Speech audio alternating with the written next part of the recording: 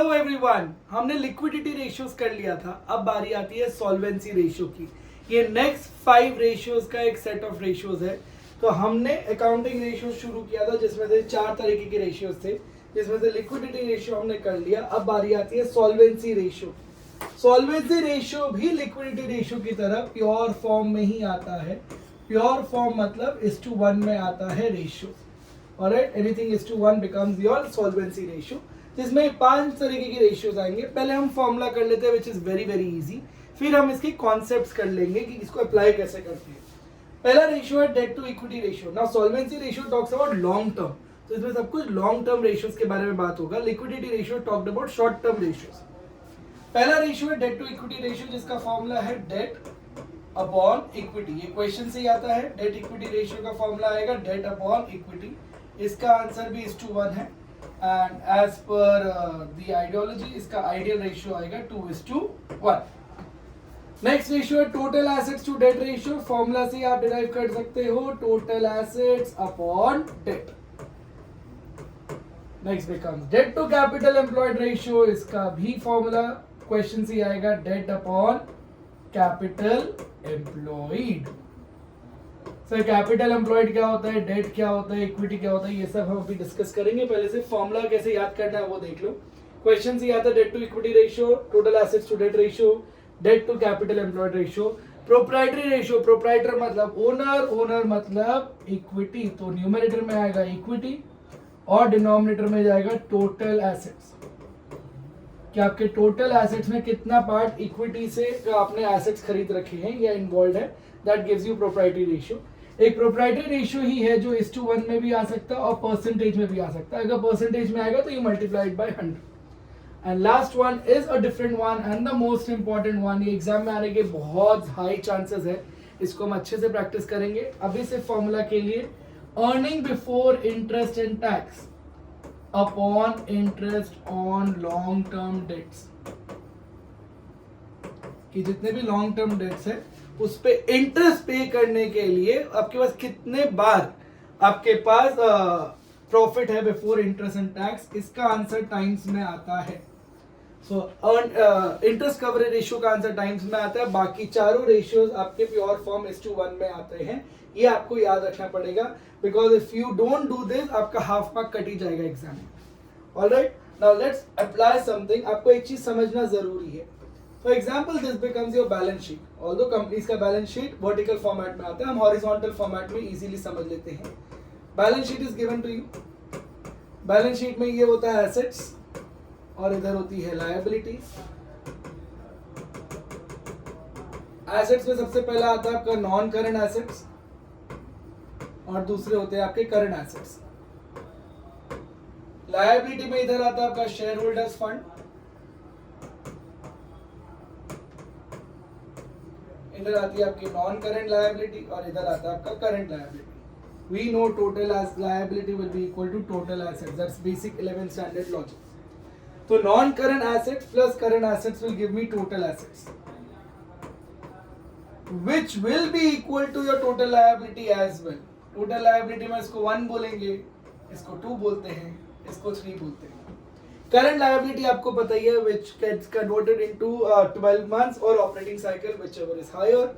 Non-current liability में 2 चीजें आती है, which is long-term borrowings and long-term provisions. And shareholders fund is nothing but share capital and reserve and surplus. shareholders fund को हम equity भी बोलते हैं। Alright, so in order to remember, can I say total assets is equal to 1 plus 2 plus 3? Total asset is equal to 1 plus 2 plus 3. Total asset is equal to total liability, and total liability में 1 plus 2 plus 3 मतलब shareholders fund which is equity plus non-current liability plus current liability।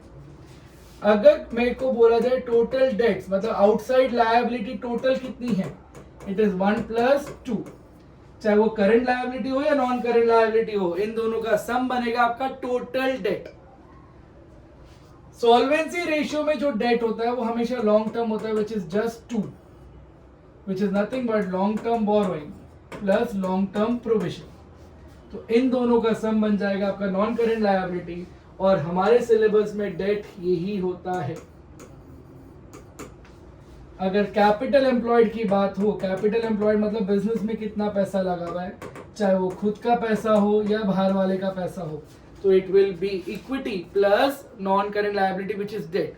So 1 + 2 share holders fund plus debt, long term debt, ये दोनों business में पैसा कितना employed है, that comes out to be capital employed. इसको आप ध्यान से समझ लो तो ऑटोमेटिकली सारे फॉर्मूला बहुत इजी हो जाते हैं। टोटल एसेट्स क्या हुआ, 1 + 2 + 3 which is shareholders fund plus non current liability plus current liability which is also same as non current assets plus current assets। Total date होगा 2 + 3, डेट होगा हमारे सिलेबस में सिर्फ 2, और इक्विटी कैपिटल एम्प्लॉयड होगा 1 + 2, और इक्विटी होगा सिर्फ 1। If I go back to the formula list, debt equity ratio it is 2/1। Can I call it 2/1? 2 हमने पढ़ा डेट होता है, इक्विटी मतलब share holders fund which is 1। Total assets to debt ratio can I write it as 1 + 2 + 3 which is total assets, और debt होगा हमारा 2 which is long term borrowings plus long term provision. Debt to capital employed would be 2 capital employed is 1 + 2 share holders fund plus non current liability. Equity होता है हमारा 1, और total assets होता है 1 + 2 + 3। जब आपका इंटरेस्ट कवरेज रेशियो की बारी आएगी तब हम इंटरेस्ट कवरेज रेशियो के बारे में बात करेंगे, वो थोड़ा अलग जाता है। बाकी चार आपको समझ आ गया है, it is very easy to apply. Let's solve certain question, ये आप नोट डाउन कर लीजिए, ये बहुत ज्यादा काम आएगा अभी क्वेश्चंस करते वक्त। ये लॉजिक समझ आ गया तो आपको ये वाला रेशियो और प्रॉफिटेबिलिटी रेशियो, ये सब में बहुत काम आएगा।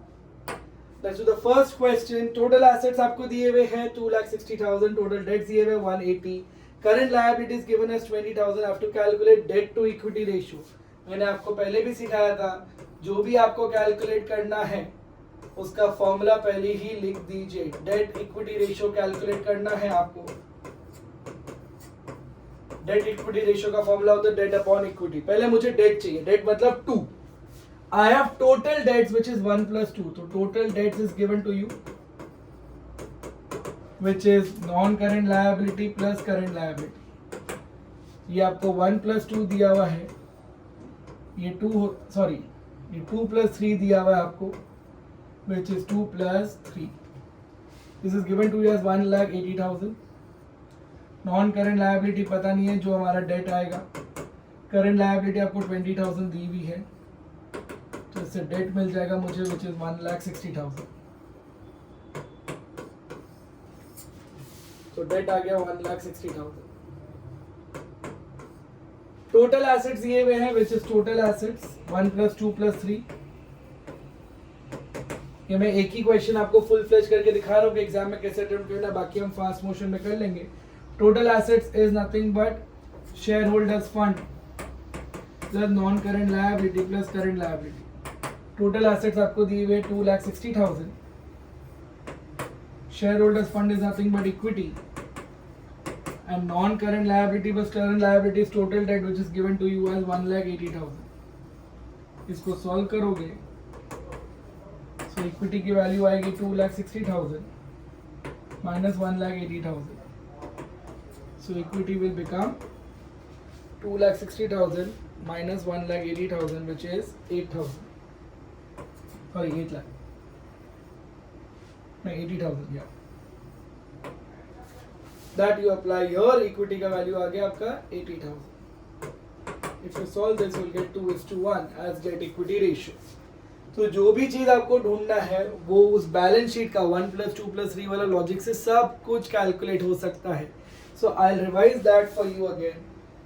आपको दिया हुआ था टोटल एसेट्स विच इज 1 + 2 + 3, आपको दी हुई थी टोटल डेट विच इज 2 + 3। आप इसको इक्विटी निकाल सकते हो उससे। आपको 3 भी दिया हुआ था, उससे 2 आ जाएगा which is your debt, debt आ गया, इक्विटी आ गया, and then you can solve the question.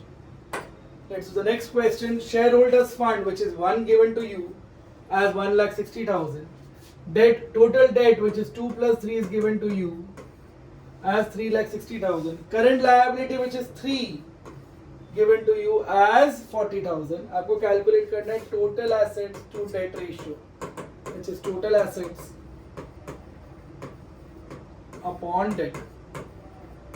Total assets होता है 1 + 2 + 3 which is 1,60,000 plus 3,60,000. डेट होता है खाली 2, तो 3,60,000 में से मैं 40,000 माइनस कर दूं तो आपको मिल जाएगा debt. I hope you got the logic clear. Total assets is 1 + 2 + 3, तो 1 और 2 + 3 को ऐड करूंगा, टोटल एसेट्स आएगा. 2 + 3 में से 3 हटाऊंगा तो 2 आएगा, which is your debt. So if you solve this, 1,60,000 plus 3,60,000 will give you 5,20,000. And 3,60,000 minus 40,000 will give you 3,20,000. 5,20,000 minus 3,20,000. You will 5,20,000 divided by 3,20,000. You will get 1.625:1, which becomes your total assets to debt ratio. All right, it is very easy. खाली balance sheet से आपको सारे values आते जाते हैं, उसको apply करना आपको आना पड़ेगा. मैं आपको ट्रिक्स बता रहा हूँ कि आप सॉल्व कैसे करोगे. प्रैक्टिस आपको खुद ही करनी पड़ेगी बेटा.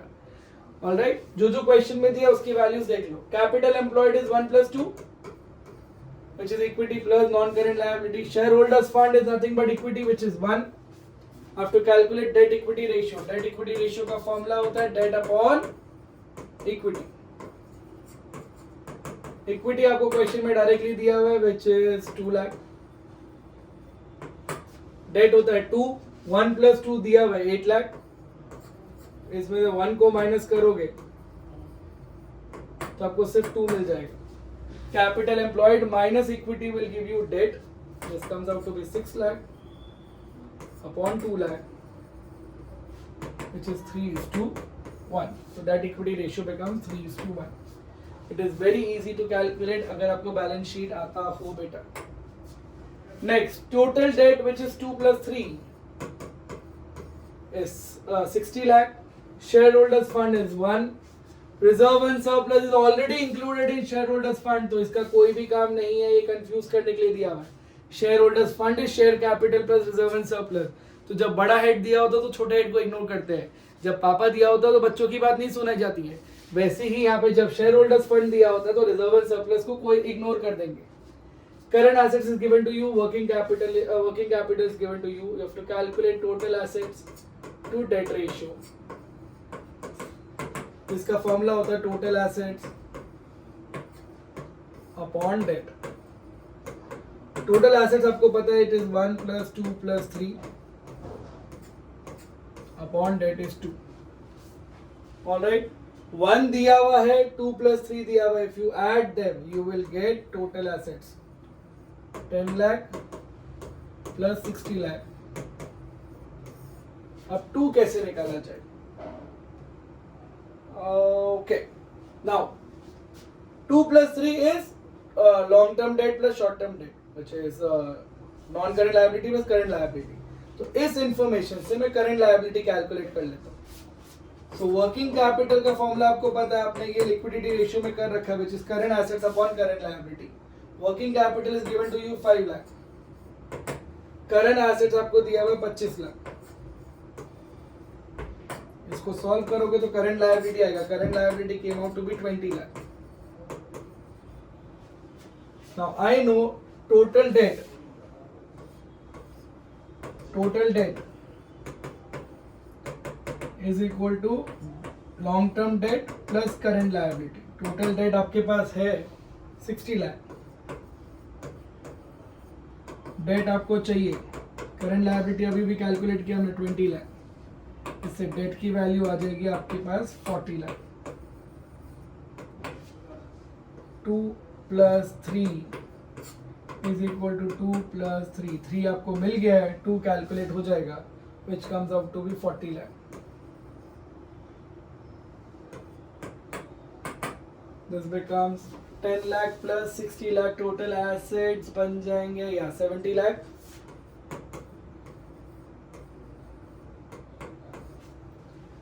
And this becomes 20 lakh. नहीं, 40 lakh. That I have 40 lakh. If you solve this, It comes out to be 1.75:1. That becomes your answer. तो सिर्फ हमने फॉर्मूला यूज किया and you got the answer. Total date दिए हुए थे which is 2 + 3.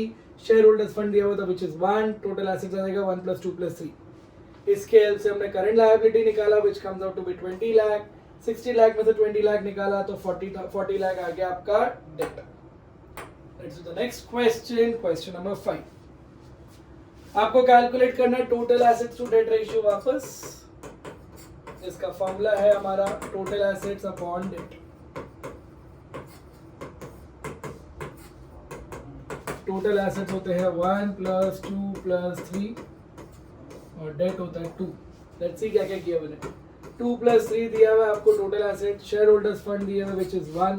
Reserve and surplus again कोई काम नहीं है. It is similar question. It is exactly the same question. You can practice on your own. या practice करोगे और मुझे आंसर कमेंट सेक्शन में बताओगे of question number 5. It's exact same question, खाली वैल्यूज चेंज है. Let's do question number 6. आपको calculate करना date to capital employed ratio. Debt to capital employed ratio जिसका फॉर्मूला है debt upon capital employed. Debt क्या होता है?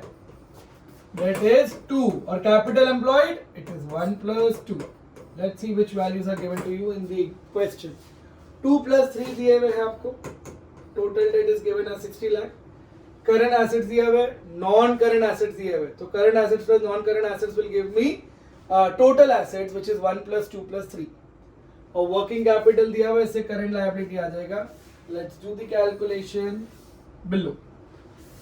ऑलराइट, सबसे पहले working capital is equal to current assets minus current liability. तो working capital is given to you as 5 lakh. Current assets is given to you as 25 lakh. Minus current liability से current liability आ जाएगा 20 lakh. Now you have to calculate debt. So total debt is equal to debt plus current liability. Total debt is given to you as 60 lakh. Date आपको चाहिए और current liability आया 20 लाख. इससे date आ जाएगा आपके पास 40 lakh which becomes my numerator.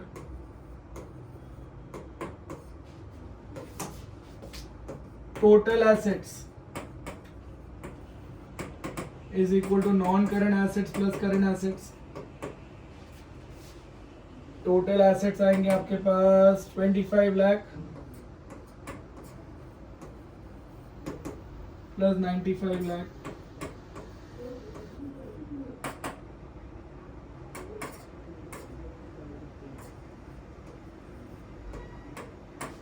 which is 1,20 lakh. Total assets is 1 + 2 + 3. and total assets में से अगर मैं सिर्फ 3 हटा दूं, टोटल एसेट्स में से मैं करंट लायबिलिटी हटा दूं तो मुझे कैपिटल एम्प्लॉयड मिल जाएगा. I hope everyone got this. Total assets is 1 + 2 + 3. उसमें से 3 हटाया तो 1 + 2 मिल जाएगा. तो 1,20,000 में से मैं अगर 20 लाख माइनस करूं तो 1 crore becomes my capital employed. Total assets 1 crore 20 lakh. या और करंट लायबिलिटी 20 लाख है. इससे मेरा कैपिटल एम्प्लॉयड आ जाएगा 1 crore. Alright, 40 lakh divide by 1 crore will give you 5 है. इतना पैसा मैं कमाता नहीं हूँ इसलिए मुझे कैलकुलेशन आएगा नहीं. It comes out to be 0.4:1. तो आपको जो भी फॉर्मूला में चाहिए डेट कैपिटल एम्प्लॉयड रेशियो में debt to capital employed, debt upon capital employed चाहिए. 2 चाहिए था वो हमने यहाँ से निकाल लिया और 1 + 2 चाहिए था वो आपको बैलेंस शीट के फॉर्मेट से आएगा. 1 + 2 + 3 का टोटल एसेट्स आ जाएंगे. और उसमें से अगर करंट लायबिलिटी माइनस कर दोगे तो आपको 1+2 which is your capital employed मिल जाएगा. Let's do the next question which is proprietary ratio. Proprietary ratio का फॉर्मूला है equity upon total assets. Equity is 1, total assets is 1 plus 2 plus 3. Let's see what information is given to you. Share capital is given to you 3 lakh and reserve and surplus is given to you as 1,80,000. Now share capital plus reserve and surplus will give me shareholders fund which becomes my equity. 3 lakh plus 1,80,000. Alright, non-current assets plus current assets will give me total assets which is 13,20,000 plus 6 lakh. Yeah. Alright, it's easy question. Let's solve this. 4,80,000 upon 13 lakh है 19,20,000. ये आप इस 2:1 में भी निकाल सकते हो या परसेंटेज में भी निकाल सकते हो. परसेंटेज में निकालोगे तो आपको 0.2 परसेंटेज में निकालोगे तो आपको मल्टीप्लाई बाय 100 करना पड़ेगा तो 25% आंसर आ जाएगा. Alright, this becomes your answer. Let's do the next question. The next question is about proprietary ratio again. It's a very interesting and important question. थोड़ा ध्यान से देखते हैं. प्रोप्राइटरी रेशियो निकालना है जिसका फॉर्मूला है equity upon total assets.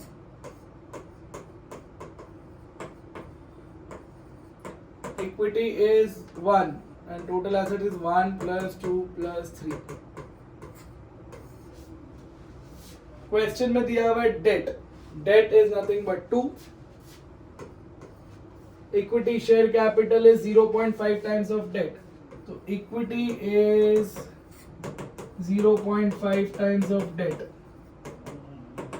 0.5 times debt दिया हुआ है 5 लाख. 2.5 लाख इक्विटी आया तो न्यूमरेटर तो आ गया. चलो ज्यादा दिमाग नहीं लगाएंगे ना. ओ नहीं आया. इक्विटी शेयर कैपिटल बोला है बेटा, इक्विटी नहीं बोला है. सो इक्विटी अभी तक आया नहीं है आपके पास. इक्विटी शेयर कैपिटल आया 2,50,000. Preference share capital is 25% of equity share capital. Now preference share capital is 25% of equity share capital.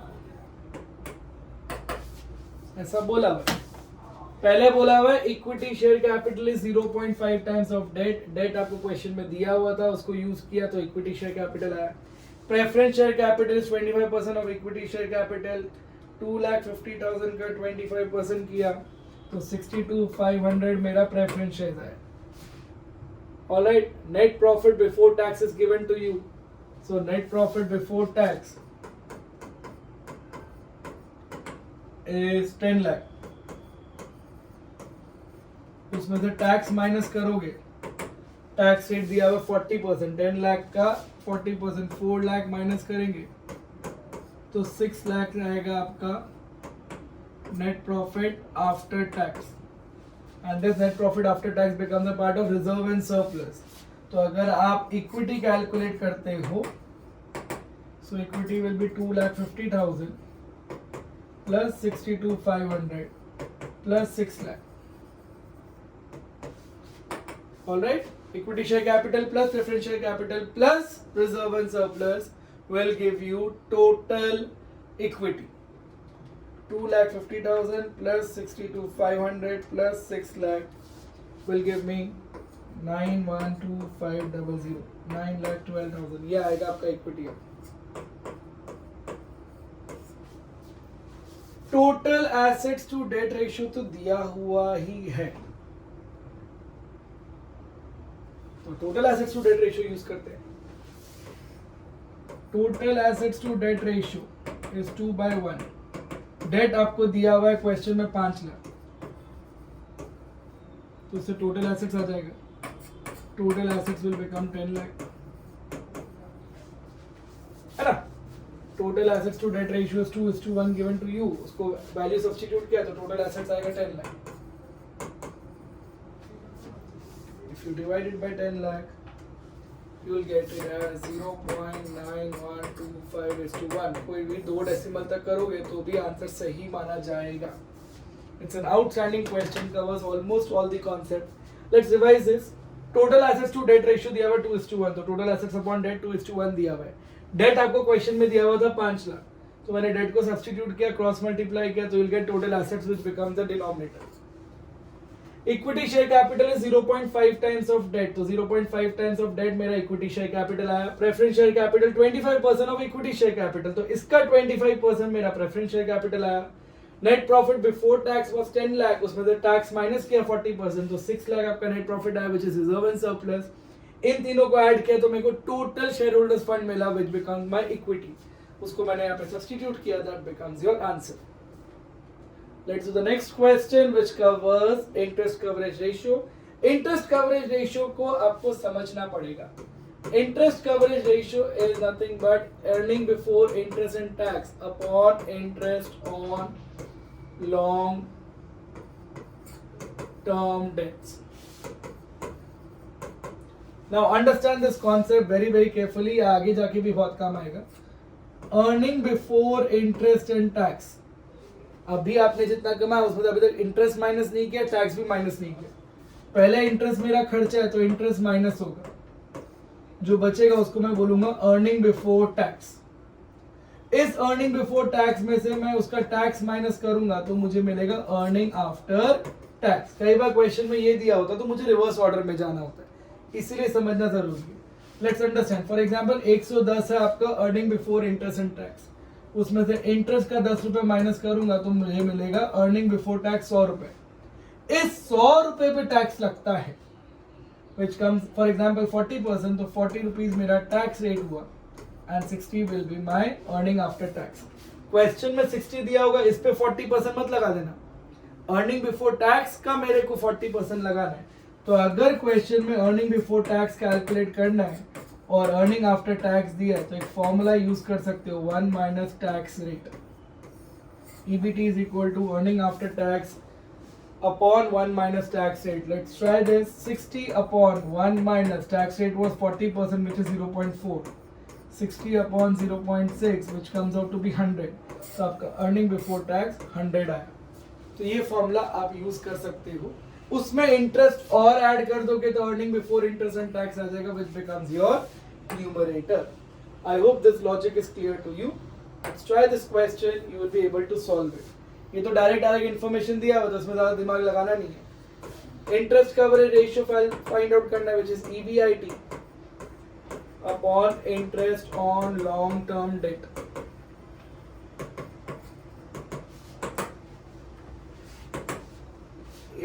EBIT निकालने के लिए आपको प्रॉफिट आफ्टर टैक्स दिया है, तो 1,70,000 इज प्रॉफिट आफ्टर टैक्स.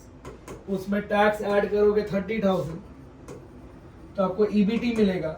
उसमें इंटरेस्ट भी ऐड करोगे तो आपको EBIT मिल जाएगा. तो this comes out to be 2,50,000. 2,50,000 becomes earning before interest and tax.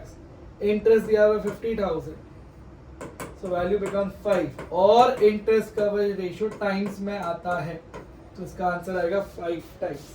ये डायरेक्ट एप्लीकेशन बेस्ड क्वेश्चन था, ये आपको समझाने के लिए क्वेश्चन दिया गया था. Let's try some more questions. From the following information, calculate interest coverage ratio. Interest coverage ratio का फॉर्मूला मैं वापस लिख रहा हूँ, बस शॉर्ट में लिख रहा हूँ. Earning before interest and tax upon interest on long term debts. Earning before interest and tax नहीं दिया हुआ आपको. Profit after tax दिया है. Profit after tax में आप टैक्स ऐड करोगे. So EBIT निकालने का फॉर्मूला है earning after tax plus interest. Earning after tax दिया हुआ आपको 75,000, टैक्स कैलकुलेट दिया हुआ 9,000, interest on long term date दिया हुआ 5,000. लेकिन इस क्वेश्चन में ट्विस्ट है, 8% प्रेफरेंस शेयर्स पे तो आप डिविडेंड दोगे, पर 10% डिबेंचर्स पे भी तो आप इंटरेस्ट दोगे. ये तो लोन पे इंटरेस्ट है, इस डिबेंचर का इंटरेस्ट बाकी है तो 50,000 पे भी 10% 5,000 आपका इंटरेस्ट होगा, तो टोटल इंटरेस्ट बन गया 10,000.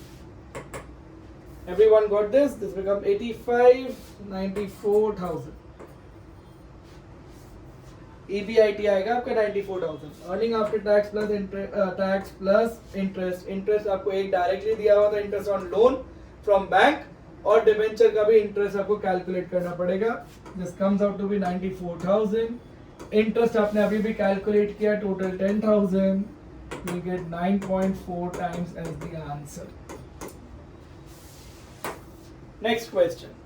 Net profit after interest and tax, मतलब profit after EAT, earning after tax दिया हुआ आपको, is 1,20,000. Rate of income tax is given to you. When rate is given, you use the formula EBT वाला. And the company has 10% debentures of rupees 1 lakh. तो उस पर 10% 10,000 मेरा interest बनेगा. Interest coverage ratio calculate करना है, which is earning before interest and tax upon interest. पहले earning before tax का फॉर्मूला लगा लेते हैं, which is earning after tax upon 1 minus tax rate. Earning after tax दिया हुआ 1,20,000 upon 1 minus 0.4. 1,20,000 divided by 0.6. 1,20,000 divided by 0.6 becomes 2 lakh. 2 lakh becomes earning before tax. Earning before interest and tax calculate करना है, which is earning before tax plus interest. तो 2 lakh interest 1 lakh पे 10%, 10,000 becomes 2,10,000. 2,10,000 becomes earning before interest and tax. Interest का amount 10,000 आपको बोला हुआ है, question में हमने कैलकुलेट किया. You get this as 21 times as the answer. I hope you got this logic clear. ये पक्का एग्जाम में आता है. Interest coverage ratio is very very important. Earning before tax वाला फॉर्मूला काम बहुत ज्यादा आता है. अगर आपको टैक्स रेट परसेंटेज में दिया है तो आप अर्निंग आफ्टर टैक्स का 40% नहीं निकाल सकते. तो earning before tax is earning after tax upon 1 minus tax rate. 1,20,000 was given as earning after tax. उसमें से अपॉन 1 minus 0.4 करोगे, 2 लाख आया EBT. उसमें इंटरेस्ट ऐड करोगे 10,000, तो आपको मिलेगा earning before interest and tax, which becomes a numerator. 10,000 becomes a denominator. Answer आया 21 times. ऑलराइट, आई होप आपको पूरा का पूरा सॉल्वेंसी रेशियो क्लियर है. 5 तरीके के रेशियोज पढ़े हमने. Debt equity ratio, which is debt upon equity. Total assets to debt ratio, total assets upon debt. Debt to capital employed ratio, debt upon capital employed. और हमने पढ़ा proprietary ratio, which is equity upon total assets. और last में हमने practice किया interest coverage ratio, which is earning before interest and tax upon interest on long term debts, जिसका answer times में आता है. बाकी सबका आंसर प्योर फॉर्म 1:1 में आता है.